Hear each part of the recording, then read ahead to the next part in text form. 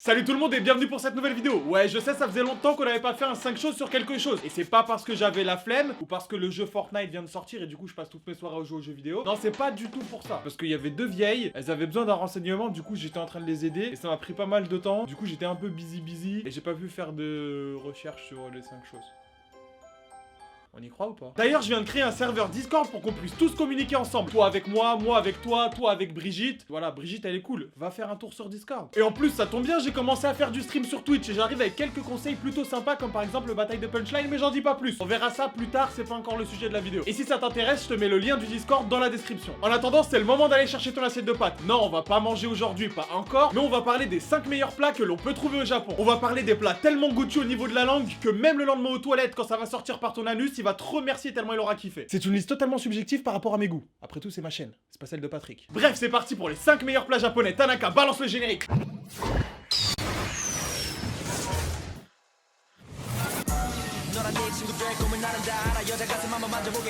Numéro 1, le sukiyaki. Non, c'est pas une prise de karaté, hein, je t'arrête tout de suite. Il s'agit en fait d'un genre de fondue bourguignonne, mais avec des yeux bridés. Et bien sûr, comme la fondue bourguignonne, c'est un plat qui tourne essentiellement autour de la viande. C'est un plat très convivial qui se mange en famille ou entre amis, un peu comme la fondue. Imagine, t'es en soirée avec tes amis, tout le monde autour d'une table, et au milieu, il y a un bouillon avec du saké, de la sauce soja et du sucre. On dirait que c'est bizarre comme ça, mais je t'assure... Ah, ça déchire de ouf, hein. À l'intérieur, chacun il plonge les légumes qu'il aime. Choux, champignons, oignons, carottes, pommes de terre. Tu peux mettre ce que tu veux, on s'en bat les couilles et les végans ils seront contents comme ça. Et après vient le summum. Quand le bouillon est bien à ébullition, tu y déposes une petite viande de bœuf japonais coupée en petites tranches bien tendres et tu la laisses cuire quelques minutes histoire qu'elle soit bien cuite. Et là, c'est la régalade. Alors là, tu t'envoles vers d'autres cieux, comme dirait la Team Rocket. Et ensuite, la cerise sur le kebab, c'est quand tu ressors cette viande bien cuite et que tu la trempes dans de l'œuf cru. Ouais, je sais, ça paraît bizarre, mais au Japon, il n'y a aucun risque à manger de l'œuf cru. C'est pas comme en France où tu vas manger un peu d'œuf cru, hop, tu vas attraper une maladie héréditaire à base de poule. Non, rien à voir. Au Japon, il n'y a aucun risque. Les œufs sont lavés, nettoyés. D'ailleurs, l'œuf cru est consommé en quantité énorme au Japon. C'est tout à fait normal. Avec du riz, de la viande, comme ça, tu peux le boire aussi si t'es... Voilà, c'est dégueulasse, mais tu peux aussi. Et je te promets que ce mélange avec le bouillon, la viande japonaise bien cuite et un œuf cru, je peux pas t'expliquer avec des mots, ni sur YouTube, on peut pas communiquer cette bienséance au niveau des papilles gustatives. Je vais essayer de te trouver une vidéo qui va correspondre, mais ça va être difficile. Ouais, c'est bon, c'est bon, c'est bon, c'est bon, voilà, c'est bon. Et le bouillon donne un goût légèrement sucré à la viande, ce qui fait que dès que tu commences... Bon bah tu peux plus t'arrêter, c'est comme de la drogue. Dis-moi que t'as la marchandise, Johnson. J'en peux plus, ça fait 2 jours, je craque. T'inquiète, j'ai 200 grammes d'entrecôte origine France, mon gars. Avec ça, ton cerveau, il part tellement loin. J'ai un pote, il a pris ça direct, il s'est retrouvé dans une petite prairie en train de lécher les mamelons d'une toute petite vache, une vachinette. Du coup, il avait du lait partout sur le... Comme du yop, tu vois, comme la pub du yop. C'est un plat qui se cuisine assez souvent dans les familles japonaises, mais tu peux aussi aller dans les restaurants où la viande est à volonté pour seulement 25 €. 25 € de la viande à volonté. Et c'est pas le flunch. Numéro 2, le thon otoro. Bon, perso, je suis fan des sushis. Déjà, à l'époque, quand je vivais en France, le saumon fumé, je peux te dire qu'il faisait pas long feu. Hein. T'as compris? Fumé, feu, fumé sans feu.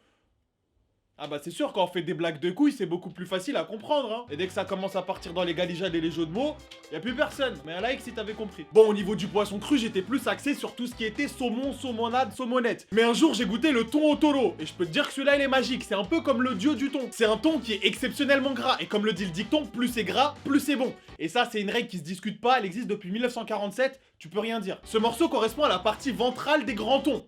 Et je parle pas de ta voisine, je parle du poisson. Elle est composée de 35% de matière grasse. Et je parle toujours pas de ta voisine. Le problème, c'est que le otoro est un plat très cher et certaines parties peuvent même atteindre jusqu'à 1000 €. 1000 € pour un thon! Mais non, moi je connais des boîtes de nuit, t'arrives, tu payes un mojito pour 5 € et ça y est, tu l'as ton thon.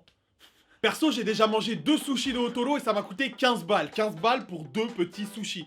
Mais franchement, je regrette pas, hein. C'était waouh. Mais je n'oublierai jamais cette tendresse sur ma langue, ce goût qui te transporte directement dans l'océan parmi les grands thons, et ce jus bien gras qui dégouline sur ton visage le long de tes lèvres. C'est un peu dégueulasse comme description ça, non? Numéro 3, les takoyaki. Les takoyaki sont des petites boulettes de pâte salée, un peu comme une crêpe, fourrée avec du poulpe. Ok, j'avoue, dit comme ça paraît pas super ouf. Mais je te promets qu'une fois que tu as ces petites boules en bouche, elles sont super bonnes. Ok, là, du coup, ça paraît un petit peu tendancieux. Mais que nenni, que nenni, que nenni, on dirait que je sors des Visiteurs 4. Attendez-moi, monseigneur, que nenni. Au début, moi aussi, je pensais que j'aimais pas le poulpe grillé, mais je te promets qu'une fois qu'il est dans cette petite boule, ça devient super bon. Putain, pas encore. Au Japon, c'est un plat très populaire et d'ailleurs les soirées takoyaki sont assez courantes. C'est une spécialité vraiment pas chère et très facile à faire. Il suffit seulement d'acheter de la poudre, de l'eau, tu mélanges et tu utilises un moule à gaufres en forme de boule. Putain, ça suffit maintenant. Compte sur toi pour me dire dans les commentaires le nombre de fois que j'ai utilisé le mot boule. Hein. Mais je pense que je l'ai utilisé tellement de fois que là on peut se faire une partie de pétanque au KLM. Et tu peux faire cette recette à la maison très facilement comme les plus grands chefs. Ah ouais quand même, bon ok, peut-être pas comme les plus grands chefs, mais tu peux déjà le faire, c'est déjà pas mal. Après si tu participes à une soirée takoyaki, t'es pas non plus obligé de les fourrer tout le temps avec du poulpe. À la place du poulpe, tu peux mettre du fromage, de la viande et même du chocolat pour faire des takoyaki sucrés. Mais moi j'avoue, quand je fais une soirée takoyaki, mon préféré, c'est le takoyaki piégé, tu vois, tu fais plein de takoyaki et dans un des takoyaki, tu mets beaucoup de tabasco. Et là t'as juste observé la réaction de la personne qui tombe sur le takoyaki piégé. Et tu filmes tout ça, tu le mets sur YouTube, tu fais 3 millions de vues, tu deviens riche et après tu te barres je sais pas, où tu veux, tu te barres, de toute façon après t'es riche. Si jamais je t'invitais à la maison pour une soirée takoyaki, dis-moi dans les commentaires ce que toi t'aimerais mettre à l'intérieur. Libre cours à votre imagination, vous pouvez mettre ce que vous voulez. Bon, des trucs qui se mangent quand même. Numéro 4, le bœuf de Kobe. Bon, je suis sûr que celui-là, t'en as forcément déjà entendu parler. Le bœuf de Kobe, dit le roi du bœuf ou encore la Nicki Minaj de la viande rouge. Bon, ok, celui-là, c'est moi qui l'ai inventé. Mais comment tu veux décrire avec des mots un bœuf aussi tendre, aussi goûtu et aussi gras ? Non, moi je trouve que Nicki Minaj du bœuf ça passe bien. Le bœuf de Kobe est une appellation donnée de la race bovine japonaise, spécifiquement de Tajiyama-gyu, élevé selon les règles strictes dans la préfecture de Hyogo. Voilà, c'était le point culture Wikipédia pour tous ceux qui veulent du contenu. C'est sans doute le plat japonais le plus reconnu en dehors du Japon. Et attention, ce ne sont pas toutes les viandes japonaises qui peuvent obtenir l'appellation Kobe. Les règles sont très strictes. C'est pas possible, monsieur, faut rentrer pas. Un Kobe en espadrille on n'a jamais vu ça, dégage. Jusqu'à récemment, l'exportation du bœuf de Kobe était interdite à l'étranger, mais maintenant on peut en trouver aux États-Unis et dans d'autres pays du monde. Mais faites attention, il existe des contrefaçons du bœuf de Kobe. Et cette fois, ça vient pas des Chinois, mais plutôt des Américains et des Australiens. 80% de la production du bœuf de Kobe se consomme au Japon, autant dire qu'il reste pas grand chose pour les autres pays du monde, qui en fait une denrée assez rare. D'ailleurs, il existe même un marché noir de viande de Kobe. Ouais, je sais, c'est bizarre, un marché noir de viande rouge. La viande de Kobe est tellement hors norme qu'il existe des classements allant de 1 à 5, 5 étant les meilleures parties du bœuf. Et il y a aussi une note pour le taux de gras allant de 1 à 12, ce qu'on appelle le persillage, tu vois, c'est les petits traits blancs au niveau de la viande. Et évidemment, plus il y en a, et plus c'est bon. On déroge pas à la règle de 1947, hein, plus c'est gras, plus c'est bon. Je peux te dire que si tu veux goûter aux meilleures parties, prends direct rendez-vous chez ton banquier et demande-lui un prêt. Hein. Là, c'est même plus la peau du cul que ça va te coûter. Hein. Et si tu fais un 34, c'est mort, il y aura pas assez de peau pour te le payer. Hein. Il paraîtrait qu'il donne à boire de la bière au bœuf et qu'il les masserait. Eh, franchement, moi j'aurais bien aimé être un bœuf. Les massages et tout. Et si jamais tu voulais quand même goûter cette viande miraculeuse, bah sache que c'est à peu près aux alentours de 500 € le kilo. Ça peut monter plus, voilà. Moi je vais retourner manger des takoyaki à 5 €, excuse-moi. Mais si un jour tu as la chance de goûter ce bœuf, FN Gilbert Montagnier, fonce les yeux fermés sous les soleils des tropiques. D'ailleurs cette viande est tellement bonne, tu connais le basketteur Kobe Bryant super connu. Et bah pourquoi il s'appelle Kobe? C'est à cause de la viande de Kobe, K-O-B-E. Ouais, son père il a tellement kiffé la viande, il a dit à son fils, fils, toi tu vas porter le nom de la meilleure viande du monde. What the fuck is that meat? It's super good. My sgeg is up and down. Son, now your name is Kobe, like beef, Kobe Bryant beef. Non, just Kobe. Et heureusement que son père il avait pas mangé KFC juste avant. Hein. Sinon le gosse il se serait appelé Colonel Brian. Hein. C'est bon, un colonel réel, ça suffit déjà. Numéro 5, et pour finir, on va terminer sur du sucré avec le taiyaki. Il s'agit d'un petit gâteau sucré japonais fourré avec du haricot rouge sucré en forme de poisson.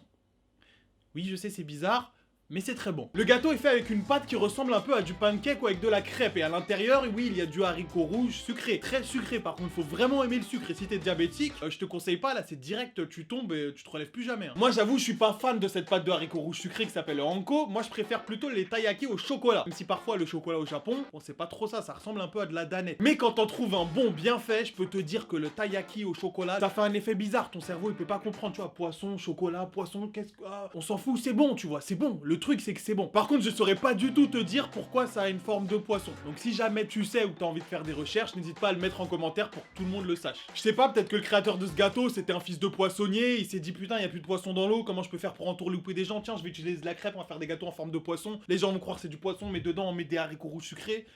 Non, je sais pas, bah dis-le moi du coup. Voilà, c'est maintenant la fin de cette vidéo. Si elle t'a plu, n'hésite pas à lâcher un gros pouce bleu pour soutenir la chaîne, ça fait toujours plaisir et ça aide énormément. J'espère que cette petite liste t'aura donné envie de venir au Japon pour y goûter toutes les différentes spécialités qu'on peut trouver ici. Je peux te dire que des plats qui sont bons ici, il y en a pas que 5. Donc si jamais tu veux une deuxième vidéo pour découvrir d'autres spécialités japonaises, n'hésite pas à me le mettre dans le commentaire et à exploser ce compteur des pouces bleus. La dernière fois, on a réussi à faire 10 000. On va peut-être réussir à battre le record, je compte sur vous. Si jamais t'aimes bien le concept des vidéos des 5 choses, n'hésite pas à me le mettre en commentaire de quel sujet tu veux que je parle. Comme ça, moi je fais des recherches, entre temps je cale des petites blagues, tu vois, pour rendre l'information plus subtile, tu vois, pour que ça glisse comme un suppositoire dans ton cul. En attendant la prochaine vidéo qui sortira samedi à 18h, tu peux me rejoindre sur Twitter et Instagram, j'y poste des vidéos assez souvent. Et sur le nouveau Discord, si tu veux faire partie de cette grande communauté magnifique je sais pas, on est une communauté de quoi, mais on est bien, tu vois. Il y a des gens qui se draguent entre eux, j'ai même réussi à créer des couples. J'ai créé des couples sur ce Discord, il y a des gens, ils se sont mariés, ils sont venus sur le Discord, ils sont restés 2 minutes, ils se sont mariés, ils ont fait des gosses et tout. Non, je te jure, c'est magnifique le système communautaire. Donc n'hésite pas à me rejoindre, je te mets le lien dans la description. Bon, du coup, pendant que tu y es, tu peux aussi venir me follow sur le Twitch, hein, surtout qu'il y a les nouveaux concepts qui vont arriver et qui vont faire en sorte qu'on interagisse ensemble. Sur ce, passe une bonne soirée, lâche ton plus gros pouce bleu et on se dit à samedi 18h pour une nouvelle vidéo de prise. J'aime bien faire le plein d'énergie, le plein de flamme, le plein de gaz carbonique au niveau de l'estomac. Je prends cette boisson, essentiellement à base de produits chimiques. Avec ça, tu pètes, tu te retrouves dans les étoiles. C'est un plat très convivial, tu vois, quand tu commences à le manger, il dit ça va la famille. Chacun peut y plonger tous les légumes qu'il aime, hein. Champignons, je sais pas si c'est un légume, mais on s'en bat les couilles. C'est un plat très convivial, tu vois, quand tu vas te mettre à table, il va te dire bonjour, ça va la famille, ça va les amis, ça va, et tu sais, il va être très poli, très carré. Mais en même temps, ça peut se comprendre quand tu vois comment sont élevés les animaux. Il paraîtrait que certains éleveurs donnent de la bière au bœuf. Ils font... Après, ils abusent d'eux sexuellement, c'est pas gentil.